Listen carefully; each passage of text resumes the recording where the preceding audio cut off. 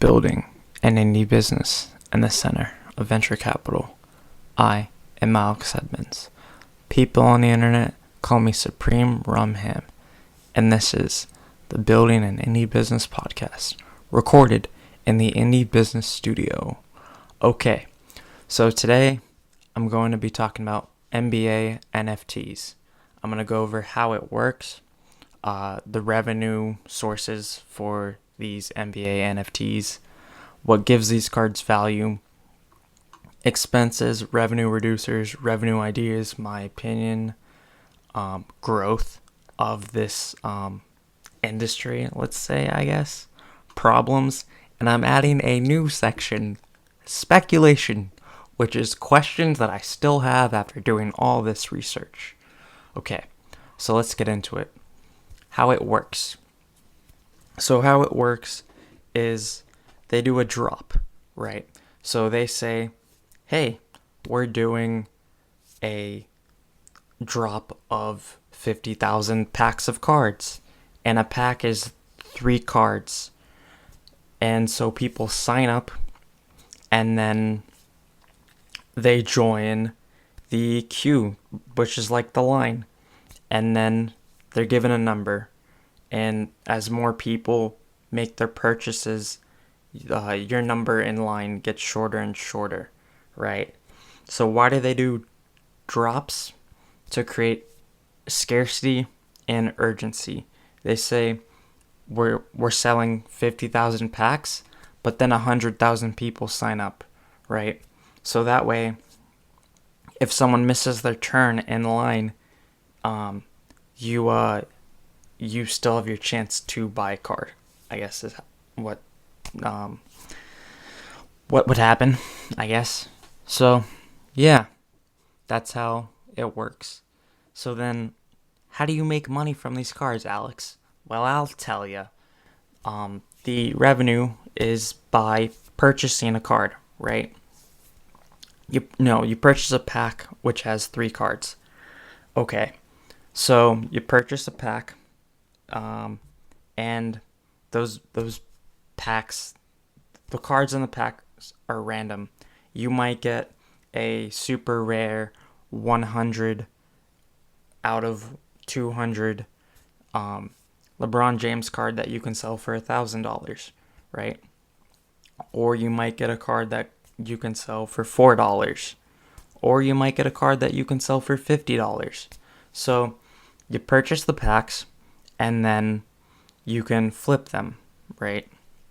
Or you can buy individual cards, and maybe they go up in value. Maybe you purchase like the first LeBron James card of the season, and maybe people find more value in that card later on in the season, and you're able to sell that card for more, right? Okay, and then there are challenges. So what a challenge is they challenge you to buy plays, like certain plays, and like a set of plays from a team or a game. And then if you meet the time limit for purchasing all those plays, they'll give you a card, and then you can, if that card has a lot of value, you can sell it for more than you paid for it, right? Okay, and then there are sets.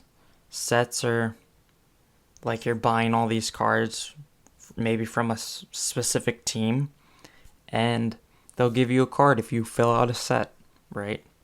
Okay. And then you flip that card for more than you paid for the entire set, right?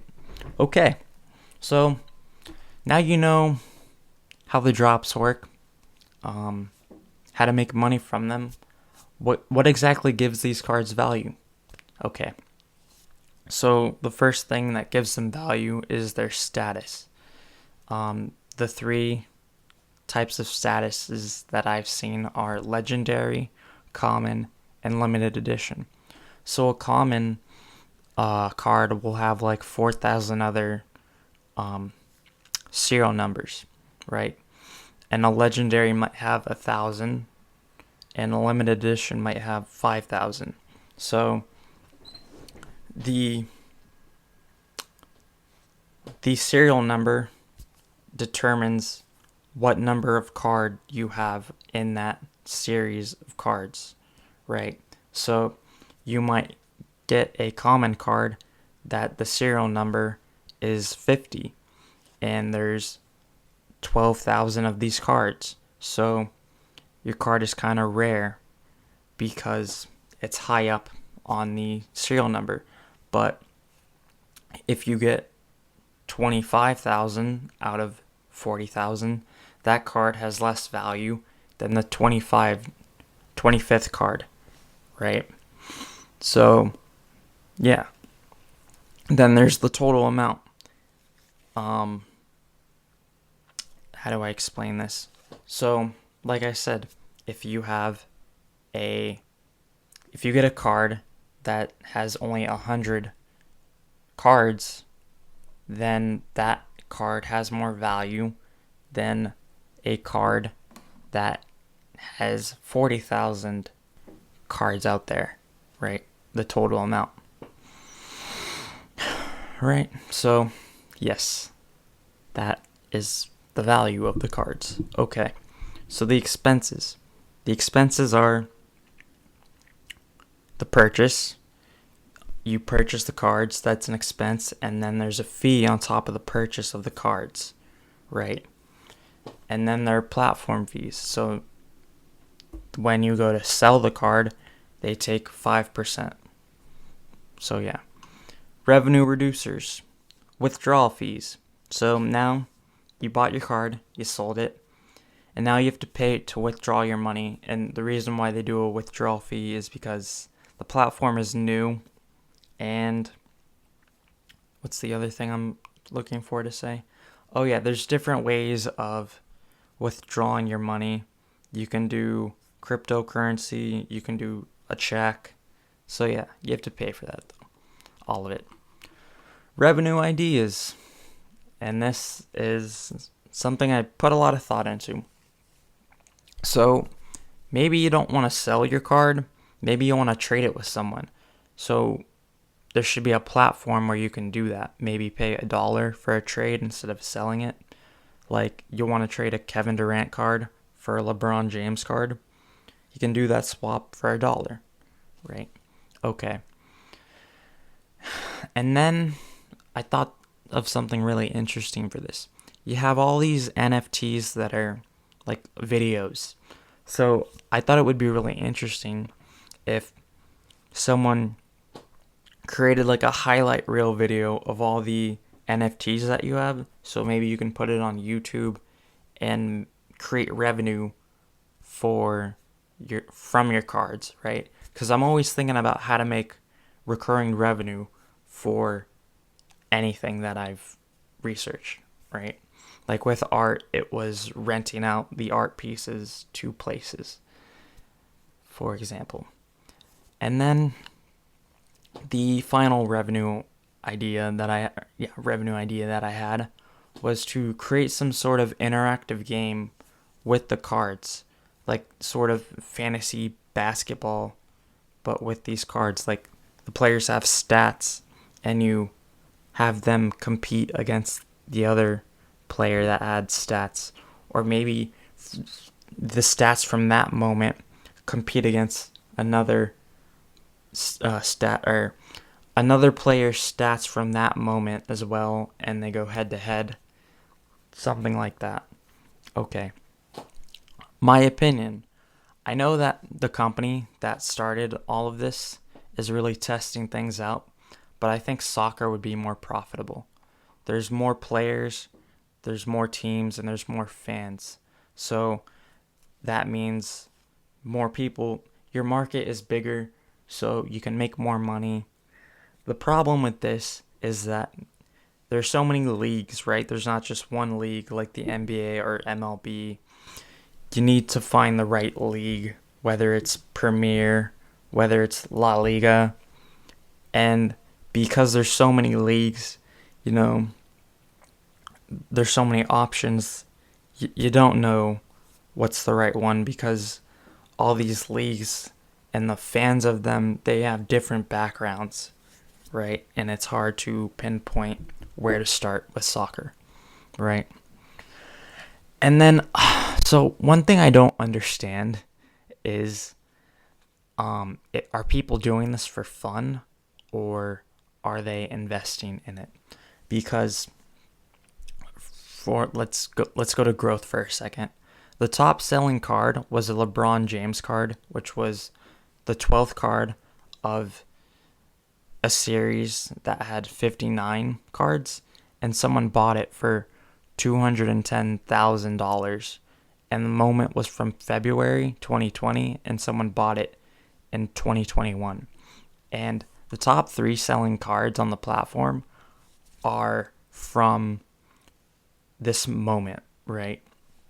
So that makes me wonder, are people doing this for fun or investing? And that, depending on that answer, I have more questions. Because if it's for fun, then why pay $210,000? Because there's cheaper cards out there for the same moment. And then if it's for investing, who do they think is going to pay $210,000 and $1 more, right? Who will pay more for that card? Because that's a lot of money, with not knowing if this has like long-term value, right?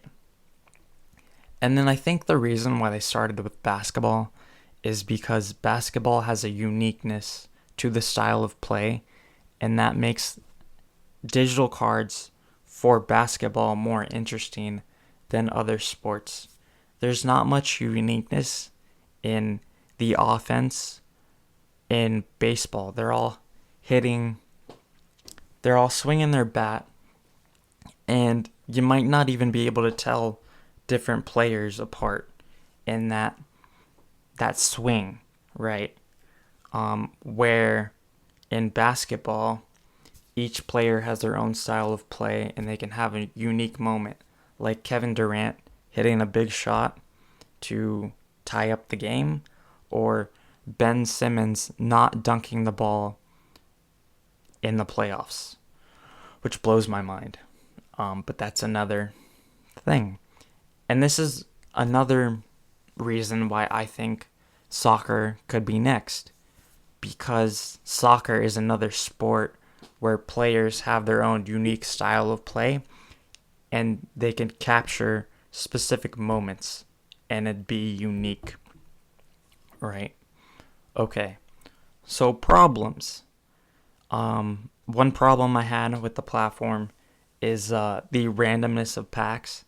I'm spending this money, but I don't know if I'll get any value back, right? That was tough. And then I get a card that has 40,000 other people with the same exact card. So that gives people many options in the resale market. So I don't truly know if I will be able to sell my card for more money, right? And then, not basketball isn't played 24/7. There's an off season. So what happens to my cards in the off season and buying packs in the off season? Because the packs are created based on moments, based on plays from recently, right? It might be this week, this month, but there's no new plays being created in August, right? So what happens to the cards, right? And then they did this thing, like, to get new people to show up to the platform. They do new collectors only packs for the week.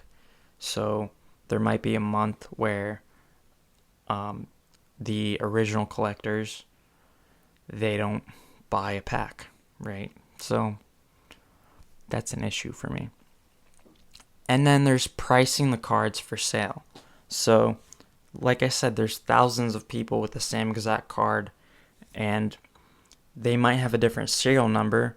Like, I might have 5,000 and the next seller has 6,000. Should I price it similar to the 6,000, or should I price it a lot higher? Like, let's say the 6,000 prices it for $50. Should I be pricing it for $70, $80, or $51? I don't know. There's no guide for that, right? So that's one issue. Finally, speculation. So let's say I have a card from a player that, he's not very popular in the 2020 season, but in 2021, he has a breakout season. Is my 2020 card going to become more popular? Am I going to be able to make a profit off that? Right? So that's one question I had. And then let's say I keep my 2021 cards.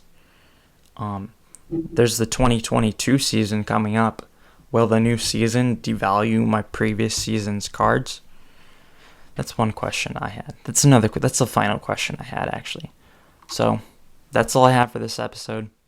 Thank you for listening. Have a nice day. Bye.